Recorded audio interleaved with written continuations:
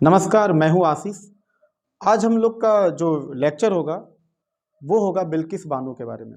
जी हाँ, बिल्किस बानो का जो मुद्दा है वो काफ़ी तेज़ी से हर जगह पे वायरल हो रहा है। न्यूज़पेपर हो, चाहे वो आपका कोई भी फेसबुक हो या व्हाट्सएप, कहीं भी हो, हर जगह पे बिल्किस बानो जो है काफ़ी बहुत ही ज़्यादा चर्चित मुद्दा है।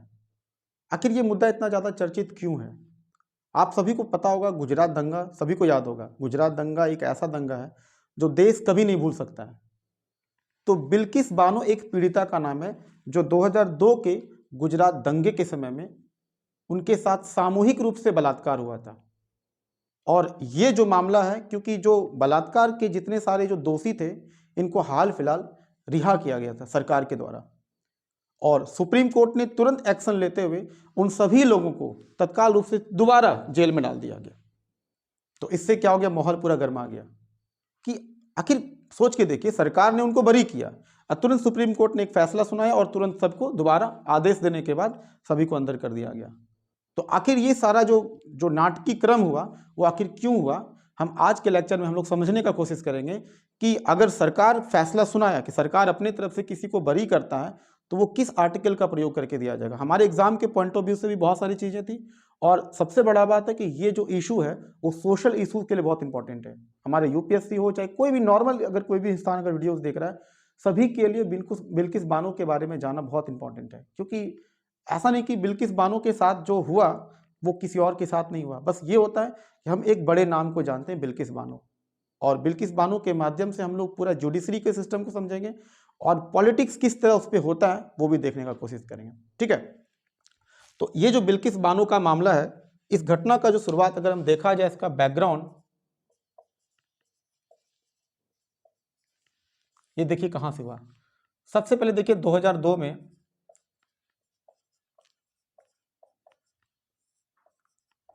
गुजरात दंगा होता है। दंगा तो पता आपको होता है, दंगों में एक भीड़ के माध्यम से दूसरे भीड़ पर अटैक किया जाता है। वो एक कम्युनल राइट थे, उसमें हम ये नहीं कह सकते हैं कि ये पक्ष सही है या फिर वो पक्ष सही है। दंगा दंगा होता है, इसमें ना कोई हिंदू जीतता है ना ही कोई मुस्लिम कम्युनिटी जीतता है। इसमें वास्तव में देखा जाए तो इंसानियत की हार होती है, क्योंकि वास्तव में जो लोग दंगाई होते हैं ना वो हिंदू होते ना ही वो मुस्लिम होते हैं, सिर्फ वो कट्टरपंथी होते हैं। और कट्टरपंथियों का अपना कोई मजहब नहीं होता है, कोई धर्म नहीं होता है।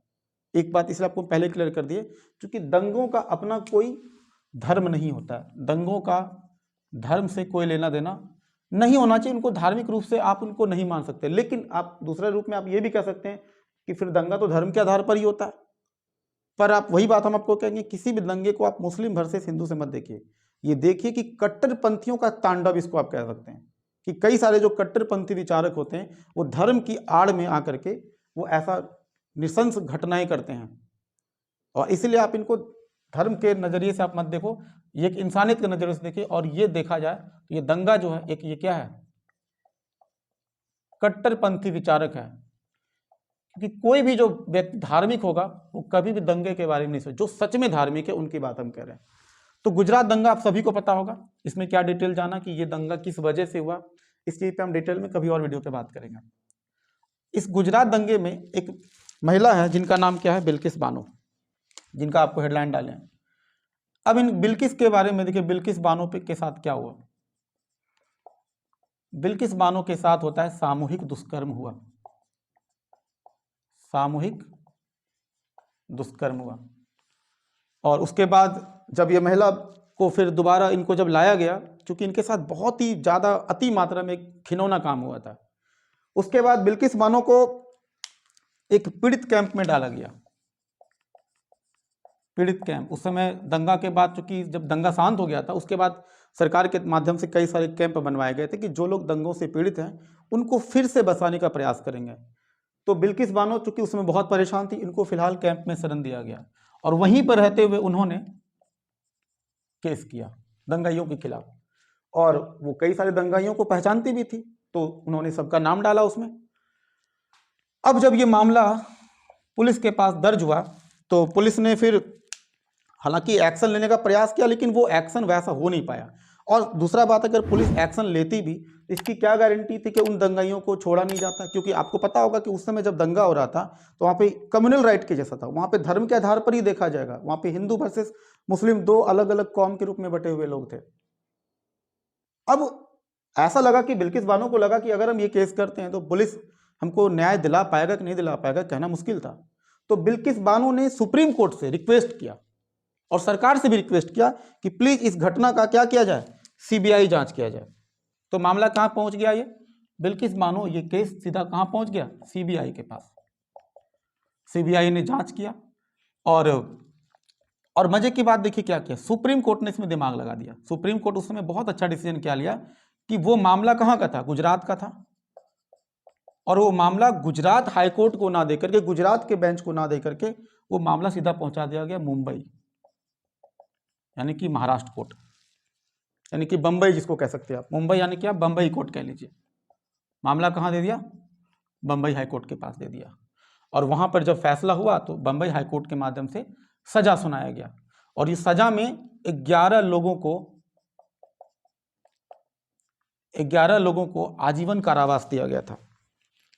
आजीवन कारावास, आजीवन कारावास। अब यही व्यक्ति जिसको आजीवन दिया गया था उसको 14 साल में निकालने की बात हो, इसी पे विवाद हुआ है। 11 लोगों को आजीवन कारावास दिया गया, 7 लोगों को उसमें दंगों में बरी किया गया था और 2 लोग सजा सुनाने से पहले ही मर चुके थे। 2 लोग क्या हो चुके हैं? पहले इनका डेथ हो चुका था। तो यहां तक तुम्हारा मामला समझ में आता है। और ये जो सजा सुनाया गया था, वो सजा का जो डेट था, देखिए हुआ मामला कब? 2002 में दंगा हुआ था। और ये सारा जो घटनाक्रम यानी कि जो फैसला जो सुनाया गया, इस फैसला को सुनाने में काफी टाइम लग गया।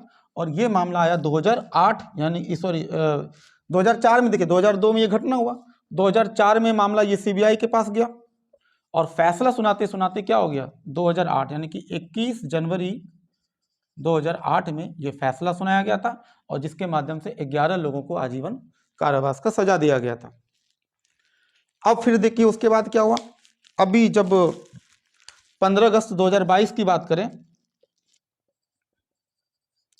15 अगस्त 2022 को, चूंकि 14 साल इनका पूरा हो चुका था, इस 14 साल के बाद क्या किया गया?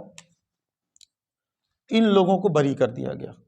इन लोगों को बरी कर दिया गया, इन 11 लोगों को बरी कर दिया गया। और आधार ये दिया गया कि जब वो जेल में थे तो इनका जो अन्य कैदियों के साथ जो बर्ताव है वो काफी अच्छा था और इसी वजह से इन लोगों को बरी कर दिया, यानी कि अच्छा बर्ताव। आप समझ रहे? अच्छा बर्ताव के कारण किसी रेपिस्ट को जो है ये बरी कर दिया गया। वो भी ये फैसला किसके माध्यम से सुनाया गया?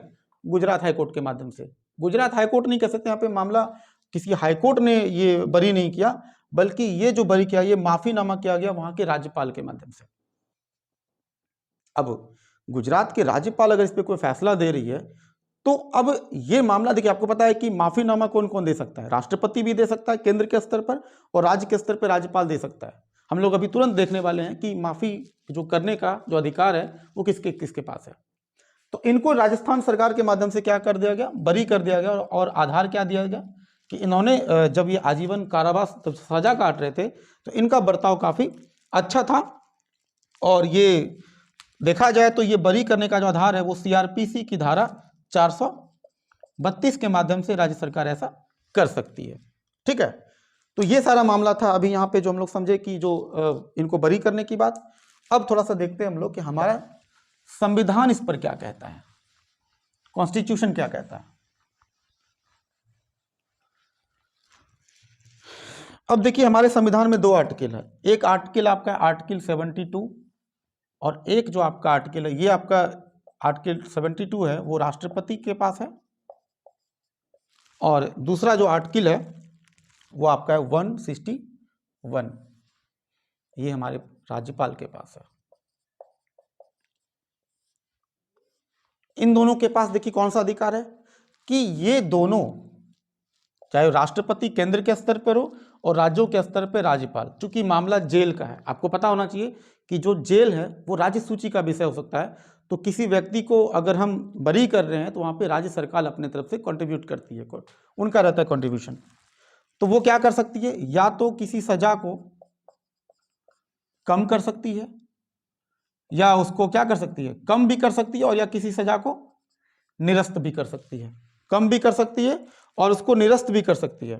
ठीक है, अगर ध्यान दीजिएगा एक लेकिन उसमें रीजन है, कम भी कर सकती है और निरस्त भी कर सकती है। ये राज्यपाल या राष्ट्रपति कब करेगा, जब कम से कम उन्होंने 14 साल का सजा पूरा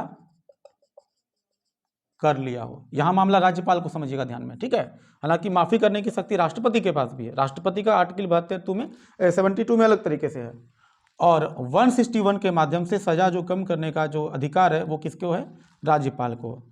तो उसमें जो एंगल आप देख रहे हैं, क्योंकि वो लोग 2008 में अरेस्ट हुए थे और 2022 में उनको रिहा कर दिया गया, और आधार क्या दिया गया कि इनका जेल में काफी अच्छा बर्ताव था, इस वजह से इनको रिहा कर दिया गया।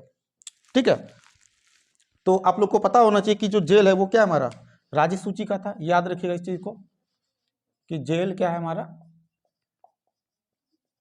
राज्य सूची का विषय है।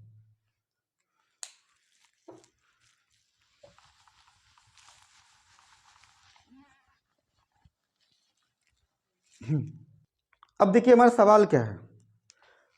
सवाल यहां पर यह उठता है कि क्या गुजरात सरकार के पास बिल्किस बानो के मैटर पे सजा को माफ करने का अधिकार था, जो गुजरात सरकार ने अपने तरफ से माफी किया।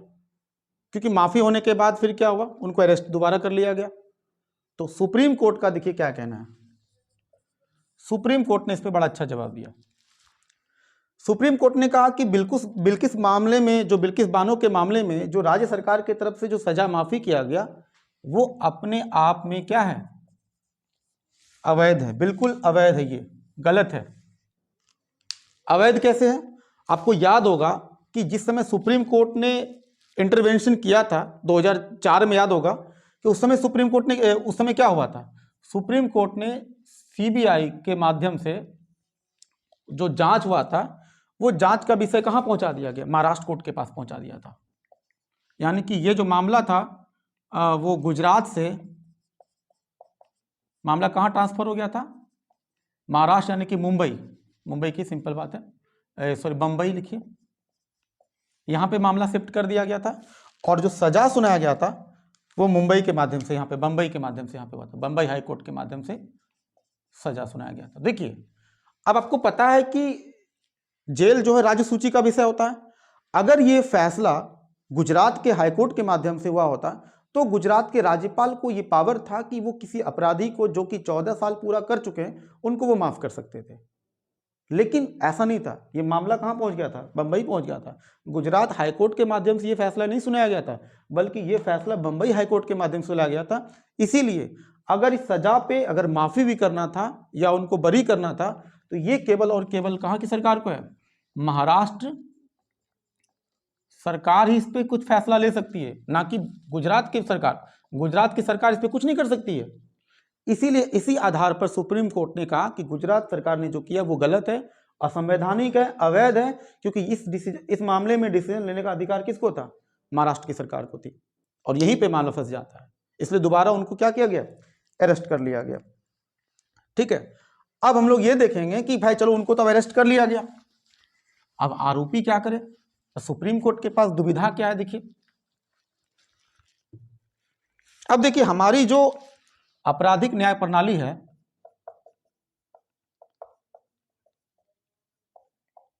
आपराधिक न्याय प्रणाली है, उसमें यह कहा जाता है कि किसी भी व्यक्ति को उसकी जो देखिए सजा जो दिया जाता है आमतौर पे क्यों दिया जाता है, किसी भी व्यक्ति को सुधरने के लिए। तो अगर आप अपराधी के नजरिए से देखिएगा आपको लगेगा कि अपराधी के हिसाब से तो बात सही है कि किसी भी व्यक्ति को सुधरने का एक चांस मिलना है, कि सेकेंड चांस लाइफ में एक बार मिलना चाहिए।